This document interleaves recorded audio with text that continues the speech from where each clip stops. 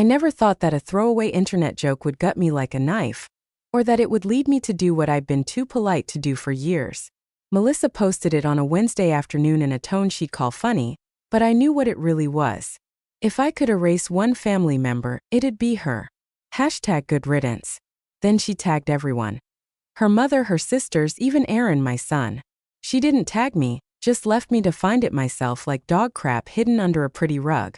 I stared at the screen. The room went dead quiet. I was halfway through slicing carrots for a stew I wasn't even hungry for anymore. I reread it 3 times as if maybe the meaning would shift. Maybe it would become about someone else. Maybe I was being too sensitive. But no, it was me. And she wanted me gone. Not in private. Not with adult words or a difficult conversation, but with hashtags and likes. By the time I saw it, the post had 337 reactions and 89 comments, little heart emojis, people laughing. Even some of her old college friends chiming in. OMG, same.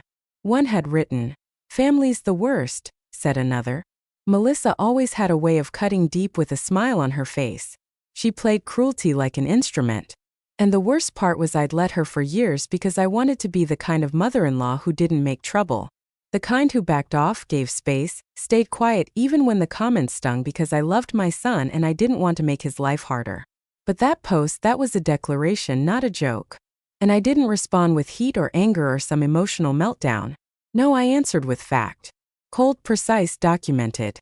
Melissa had forgotten who held the real power in the house she liked to call her forever home. I opened the county assessor's site, took a screenshot of the property record, circled my name at the top, Evelyn M. Carter, and saved the image to my phone. Then I left one calm little comment under her post. "You forgot who pays the taxes," and I attached the screenshot. That was it. No insults, no threats, just ink. And for the first time in 5 years, I watched Melissa panic in silence because the likes stopped. The comments froze. She thought it was a joke. I made it a record. They'd lived in that house for 5 years, but you'd think they were heirs to an estate the way they spoke about it. Melissa called it our forever home from the minute I handed them the keys. Aaron called it a blessing. I called it temporary. At the time it felt like a kindness. They were young, married just a year, living in a 1-bedroom with water stains on the ceiling, and a lease that ate up most of their income. When Aaron asked if they could move into the house, my house, it wasn't with entitlement. Not then. It was with that pleading tone. Only a son who's trying not to disappoint you can manage. I had just finished paying off the mortgage that spring. The place was clean, stable, empty, too empty. The room still echoed after Henry died. I said, yes, of course I did. The agreement was simple. They could live there. I'd keep the deed in my name. They'd take care of the basics. Utilities, minor maintenance, food. I'd cover taxes and repairs. In the future, we'd talk about them buying it. Talk, not assume, not rewrite history. But somewhere along the line, that unspoken boundary dissolved. Aaron paid a few bills. Melissa ran errands. Then Melissa started telling people they were homeowners, that Aaron had bought the house from his mom, even gave a fake closing date to one of the neighbors during a block party. They'd been calling it our house for so long, people just believed it. I didn't correct anyone. Not because I was trying to be humble, but because I didn't think I needed to. The paperwork said what it needed to say. But Melissa doesn't operate in facts. She operates in optics. And from the outside it looked like they'd made it. Middle-class married bliss, hosting holidays, planning renovations, tagging photos with captions like, "First-time homeowners be like." So when she mocked me online, she thought she was punching down. Thought she was shading the old woman in the spare room, the burden, the extra. She didn't realize she was mocking the woman who owned the floor under her feet. And to her, it didn't matter because she believed what everyone else did. The house was theirs. Legally, no. But socially, publicly, she had rewritten the story so many times she forgot there was an original version. And that original had my name on the title. Assumption is the thief's favorite ally. Melissa's cruelty wasn't new. That post was just the first time she'd made it public. But I'd seen the signs long before, like the time I brought a casserole to Sunday dinner and she said, "Oh, Evelyn, you don't have to cook. You know, some of us have more modern palates." Or the time she rearranged the living room furniture. And when I mentioned it, she smiled and said, "Well, I guess old habits die when the house gets younger." Then there was the day she accidentally tossed out a box of my things from the garage. She'd labeled it donation, Muskold stuff. Inside were Henry's war letters and my wedding dress. I remember standing in that garage, holding the empty box, my fingers shaking. She came in with a soda can and said, "Oh no, were those yours?" I thought it was just clutter. Clutter. 50 years of love and loss, labeled garbage by a woman who married in for less than a decade. She was always nice about it, though. That was the trick. Always smiling, always joking. Always with that fake laugh that sounded like wind chimes in a storm. But behind every comment was a message. You don't belong here. You're lucky we let you stay. You're an add-on, not a foundation. I did start saving things. Screenshots, messages, notes, the note she left on the fridge the week I had bronchitis. If Evelyn's still coughing by Friday, maybe suggest a care home. We need our space back. She didn't even sign it, just scrawled it in Sharpie like a grocery list. I made a folder on my desktop, named it Why Not. Every little cruelty went in. Not because I planned to use it, but because deep down I knew one day I might have to prove that the disrespect wasn't sudden. It had always been there. Small rudenesses stack into big crimes. I didn't want a war. I wanted clarity. Paperwork gave me that, but an echo chamber wouldn't be enough this time. So I texted Rosa. She's a fact-checker for the Oakbridge Gazette, the local paper most people use to wrap flowers or find estate sales, but she's sharp as a tack and keeps her ear to the ground like a truffle pig for moral rot. I typed, "Do you cover small moral scandals?" She replied in under a minute. "Only the delicious ones. What's cooking?" I sent her a redacted screenshot of Melissa's post, then the county property listing. Just facts. No emotion. Rosa didn't need drama. She needed truth that bites back. "I'm not asking for an article," I told her. "Just quiet verification. No names." "Not yet," she said. "Let me dig a little. If there's a public record trail, I'll find it gently." While Rosa worked, I sent one more message to my lawyer. I didn't call. I didn't even schedule a meeting. I emailed him a summary, the post, the public assumptions, and a note that I'd be preparing a statement regarding ownership clarification should it be necessary. No threats, no drama, just a heads up. My lawyer, Stuart, is a man who wears tan suits in winter and never raises his voice. But when he speaks, banks lean forward. He responded within an hour with 2 lines. "Records confirm title is yours. Let me know if public misrepresentation continues. Advise not confronting directly yet." That yet held weight. I didn't want this to explode. I wasn't looking to humiliate Melissa for sport. I just wanted her to stop acting like the house she mocked me from was hers to rule. If anything, I was giving her a soft exit, the kind people only get once. She could delete the post, backpedal, and chalk it up to poor taste. She didn't. Instead, she doubled down with snide comments and a passive-aggressive meme about boomers clinging to paperwork like it's 1952. Her tone wasn't just flippant anymore. It was arrogant, confident in the crowd behind her. But I had something better than a crowd. I had Rosa and I had Stuart. Quiet media is louder than loud gossip. While Melissa posted memes and petty captions, I pulled bank statements from the past year. Mortgage payments, all from my account, copies of every tax notice, all addressed to me. I created a folder on my desktop called Title Armor. It wasn't flashy, it was factual. Rosa pinged me that night. "Records check out. Tax docs line up. Want me to prep a short item for the weekend?" "Not yet," I said. "Let her come up for air." The next morning, the property tax notice arrived. A crisp white envelope straight from the county office addressed to Evelyn M. Carter. Due in 30 days. No room for confusion. It was perfect. Not dramatic, not invasive, just boring enough to be undeniable. A county bill with my name on it. Not Aaron's, not Melissa's, mine. Black ink, dated, official, the kind of thing no amount of hashtags could overwrite. So I took a picture, just one. A clear photo of the envelope and notice laid flat on my dining room table next to a plain mug of coffee and a yellow legal pad. The same setting I used to balance my checkbook every month. Then I posted it.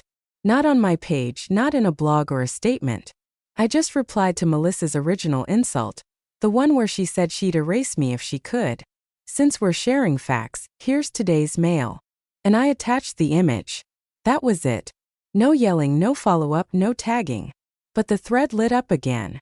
It didn't go viral, that's not how these things work. But it reached the people who needed to see it.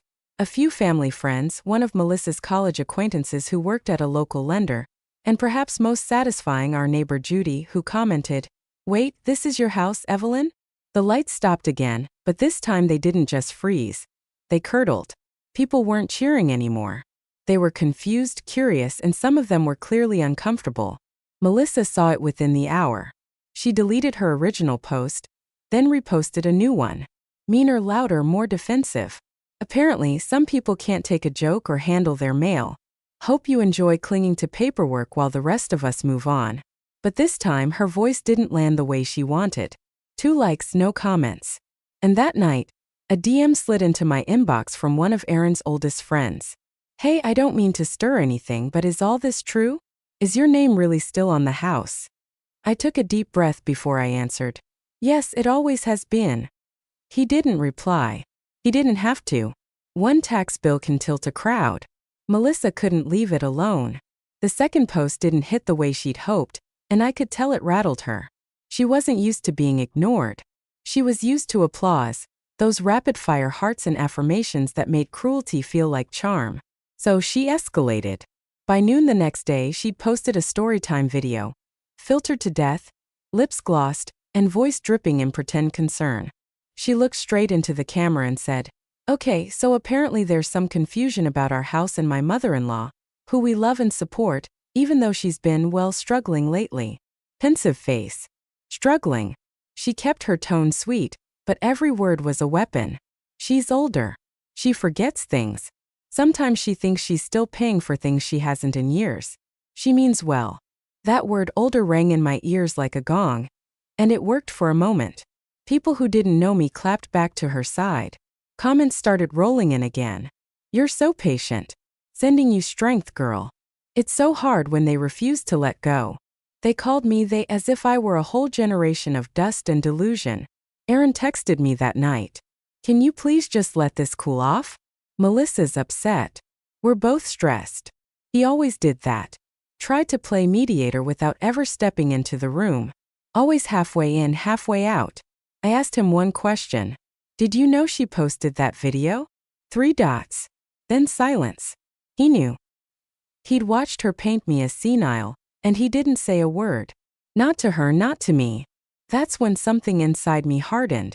I'd given them every chance to walk this back, to delete, to apologize, to speak like adults. I gave her room to retreat. Instead, she spat condescension, wrapped it in pink filters, and called it support. That night, I opened my laptop, pulled up my bank portal, downloaded 12 months of mortgage payments, all from my account. Not Aaron's, not shared. Mine. I redacted the account number, highlighted the lender's timestamp, and slowly moved my phone camera across the screen while recording. No music, no narration, just proof. Then I uploaded it, not to her post, but on mine. Quiet, clear. It didn't go viral. Didn't need to. My video sat on my feed like a landmine. Small, plain, and impossible to argue with. Just the sound of my fingernail clicking the play button, and the screen slowly scanning across a year's worth of mortgage payments one by one. Each line stamped with the lender's logo. Each transaction tied to my account, my name, my bank. By morning, the likes weren't on Melissa's video anymore. They were gone. What replaced them was a slow boil of questions.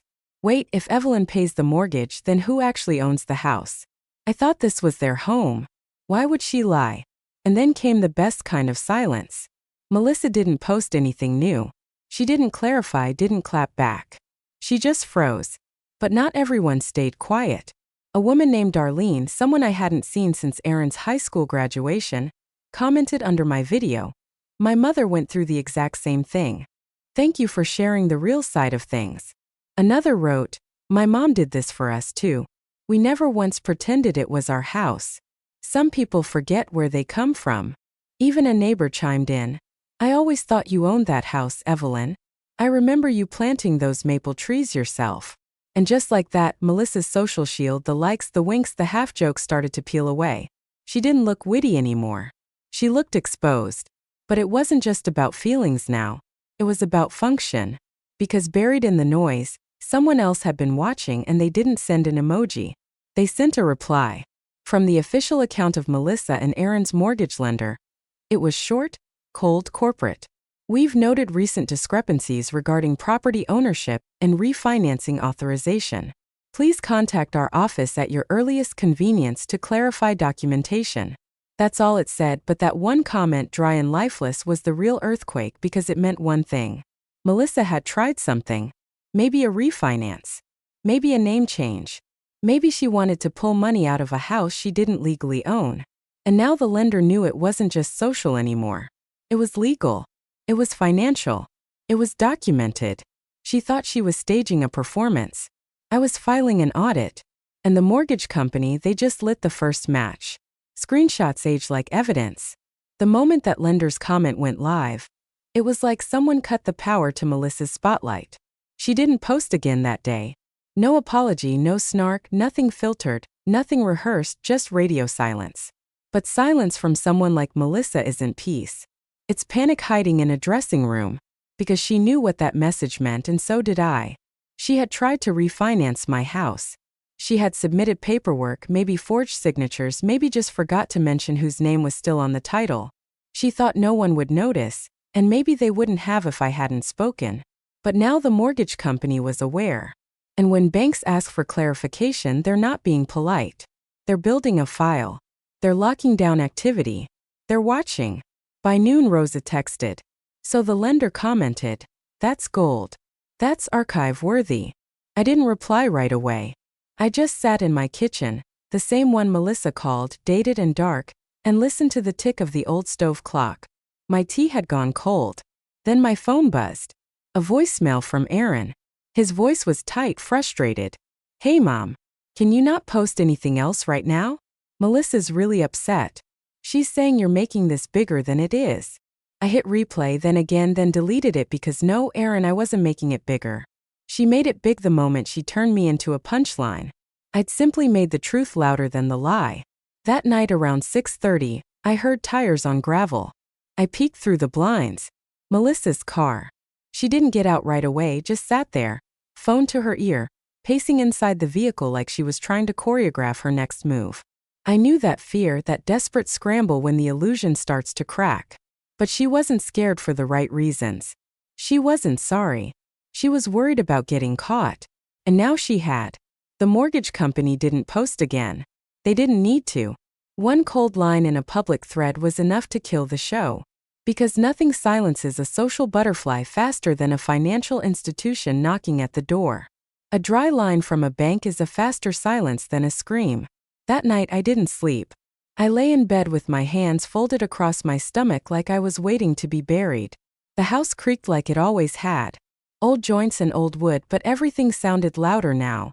The pipes, the wind, my own breathing. I should have felt triumphant, but I didn't. I felt sick. Not because I was wrong, but because it was my son's wife, my son's family unraveling in real time in front of neighbors, coworkers, strangers with usernames and opinions. Had I broken something permanent? I thought about Aaron's first voicemail after the post. His voice was small, tired. "Melissa's upset." That's what he said. Not "I'm upset." Not "I'm sorry," just her. Had I humiliated him by protecting myself? And then I thought about the nights I used to sit up with Aaron back in his college days when he'd call crying over his failing grades or some professor who hated him. I paid for that tuition in full. Never asked for a penny back. Not because I expected loyalty, but because I was his mother. I gave. I stayed. I showed up, and now I was being cast as a villain for asking not to be erased. I was grieving not just for the betrayal, but for the hope I'd held that if I just stayed quiet long enough, they'd treat me with respect. I'd been a fool. They hadn't seen my silence as grace. They saw it as weakness. And the second Melissa thought I wouldn't bite back, she sharpened her claws for the kill. So yes, I doubted myself. That night, I wondered if I had gone too far, if airing it publicly made me cruel too. But by sunrise, the doubt passed. Because protecting your home, your name, your dignity is not cruelty. It's necessity. Melissa hadn't just hurt my feelings. She tried to rewrite me out of my own life. Right decisions sometimes feel terrible at first. The morning after the lender's comment, Rosa called. Not texted. Called. Which she only does when something's good. "You still want it quiet?" she asked. I didn't answer right away. She let the silence sit, then added, "Because this one's going to simmer whether you help guide it or not." I sighed. "Nothing inflammatory, just facts. No names." She chuckled. "Evelyn, sweetheart, facts are inflammatory when people have built their brand on lies." By noon, the Oakbridge Gazette ran a small article under their Civic Snippets section, barely above the fold, nestled between a city council update and a lost cat notice. The headline was simple: "Local homeowner rebuts online misrepresentation of property ownership." It was only 4 paragraphs. It didn't name Melissa, didn't quote my post, but it linked to the public property record, my name, my deed, my title. It even quoted a housing attorney who said, "Public misrepresentations of ownership can create reputational and legal issues for all parties involved, especially if financial institutions become entangled." That was Stewart's language. Rosa must have looped him in. By 2 p.m., the neighborhood Facebook group had picked it up. By 3:15, someone had screenshotted it and dropped it into Melissa's mompreneur group chat. And by dinner time, my inbox held 3 very different messages. A short email from the HOA president. "Hi Evelyn. Just letting you know we saw the article. Thanks for keeping your records clean. It's appreciated." A message from a woman I barely knew. "I had something similar happen with my daughter-in-law. Thank you for reminding people we're not invisible." And then one from Aaron, just 1 line. "Did you really have to go this far?" I didn't respond because I wasn't the one who went far. Melissa had taken it public first. She tagged the family. She cracked the first match. I simply lit a lamp in the dark. She created. That evening I sat in the kitchen again. Same tea, same table, and listened as the internet did what it always does. It didn't shout, it buzzed. I was no longer a ghost in their house. I was the homeowner the neighborhood now knew by name, not just the mother-in-law in the guest room. And for the first time in years, Melissa's confidence began to collapse in the one place she never expected to lose it: public opinion. A single article flips the audience. She showed up at dusk. No warning, no text, just the crunch of tires on gravel and the quick, aggressive slam of her car door. Melissa marched up the steps in yoga pants in rage, clutching a manila folder like it was a shield. Her face was flushed, her ponytail crooked, the kind of look she'd normally never allow in public. She rang the doorbell 3 times in a row. I opened the door but didn't invite her in. "Don't play games with me," she hissed. "You're making this a circus. My boutique lost a sponsor today because of your stupid article." I kept my tone calm, steady. "It wasn't my article. You know what I mean?" She shoved the folder toward me. It was full of printed screenshots. My posts, the article, the county record. She'd annotated it like a student preparing for court. "You can't do this," she said. "You're ruining everything over some technicality. We live here. This is our life." I didn't flinch. I didn't yell. I simply turned my tablet toward her, already queued up to the Gazette article, and tapped play on the audio reader version. The robotic voice began. "This week's Civic Update highlights a case of public misrepresentation of property ownership." Melissa's eyes narrowed. "Turn that off," she snapped. "You don't need to rub it in." "I'm not rubbing anything in," I said. "I'm protecting what's mine." She opened her mouth to argue, but then it came right on cue. My phone buzzed. The voicemail was short, but I made sure the speaker was loud enough for her to hear. "This is Monica from Sterling Mortgage. We're still waiting on document verification regarding a transfer request. Please have Aaron contact us directly." Melissa froze, her mouth open, then shut. Her hands tightened around the folder until the pages bent. She turned toward the door, muttering something under her breath I couldn't make out. And there, right in the middle of my porch, Aaron stepped out of the car.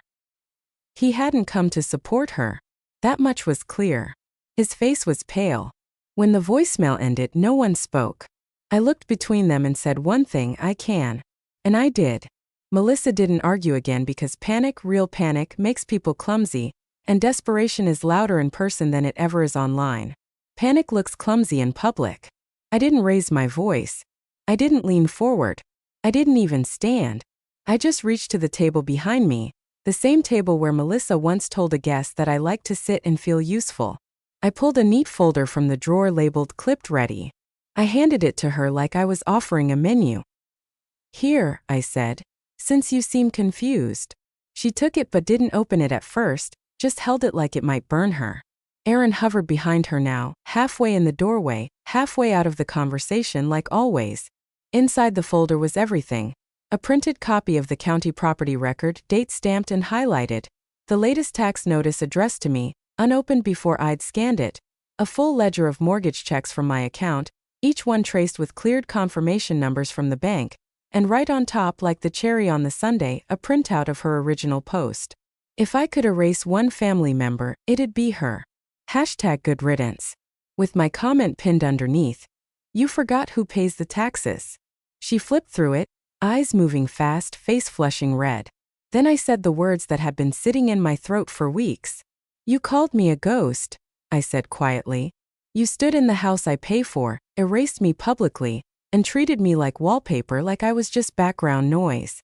I gestured toward the folder. Well, here's the paperwork that proves I'm very much alive. Melissa didn't speak.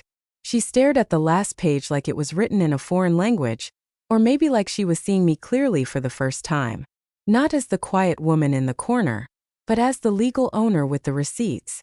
You've lied to your friends, I continued, to your customers, to your own family, and now to your lender. I looked past her at Aaron. Was any of that a joke, too? He blinked, said nothing. I didn't expect him to. He wasn't built for confrontation. He never had been, but he heard me. They both did. I took the folder back and slid it into a drawer. No drama, no smug grin, just a filing cabinet doing its job. Melissa stood there for another second, then turned and left. Aaron followed. No one slammed a door because they didn't own one to slam. Paper cuts deeper than insults. The next day the house felt different. Not quieter. It had always been quiet since Henry passed, but clearer, like a fog had lifted, like I could finally breathe in the walls I paid for without someone rolling their eyes behind my back. That afternoon back online, I watched the shift in real time. Melissa's boutique account, once all pink script and lifestyle reels, had stopped posting. No brunch outfit photos, no Monday mindset mantras, just quiet. I checked her last post. It had 17 comments. 13 were people asking, "Is this the same house stuff from the Gazette article?" One just said, "So, who actually owns the house?" Another, "Is this why the lender posted that weird comment last week?" Melissa didn't answer, but her followers had already started drifting. The ones who lived for image had no interest in reality. And the reality was this. She built a brand on a lie. And the moment I brought sunlight, the paint peeled fast. Even Aaron's job wasn't immune. Rosa forwarded me a neighborhood forum thread where someone mentioned his name. HR had flagged the article. It wasn't enough to fire him, but enough to pause a promotion he'd been quietly expecting. I hadn't said a single harsh word in public. But facts, once planted, bloom fast, especially when lies have already rotted the soil. And that house, the one Melissa used to strut through like a queen, suddenly looked a lot like what it really was. A borrowed stage. And the audience had left the theater. Paper can lock a door without a key. At first, the fallout was subtle. A few neighbors stopped waving at Melissa. A few others, the quieter ones, dropped by with compliments for my garden or offers to help bring in the bins. Not loud solidarity, just small signs that people had seen the headlines and picked a side. Melissa's boutique account didn't just go quiet, it started bleeding. She lost 2 sponsors within days. One pulled a collaboration citing reputation risk. Another, more blunt, said they couldn't promote with someone entangled in property misrepresentation. The word fraud was never officially used, but it hovered in the air like a gas leak. She posted a story trying to spin it. When women build something strong, they always get attacked. Only this time, no one clapped. They just commented. "Is that why the county flagged your paperwork?" 'Cause yes, they had. That was the other shoe. The forged affidavit Melissa filed with the county trying to establish equitable interest in the property was caught almost immediately. The signature didn't match mine. Not even close. She tried to pass off a scroll as legal fact, but the county clerk wasn't stupid. I got the email early that morning. "Miss Carter, a filing was submitted claiming partial interest in your property. Due to signature discrepancies, we are flagging for fraud review. Please provide ownership documentation." I didn't panic. I sent what they asked for and more. A notarized copy of my deed, a copy of my ID, the mortgage ledger again, and a brief statement. I am the sole legal owner of the property in question. Any claims otherwise are inaccurate. 3 days later, the filing was withdrawn. Melissa's next move. She tried to submit a handwriting analysis to argue her case. As if a county clerk would accept a YouTube handwriting expert over a decade-old deed and a dozen mortgage payments. It made her look desperate and worse, foolish. Because once the law sees you trying to outwit a system designed to document truth, you don't just lose the argument. You lose your credibility.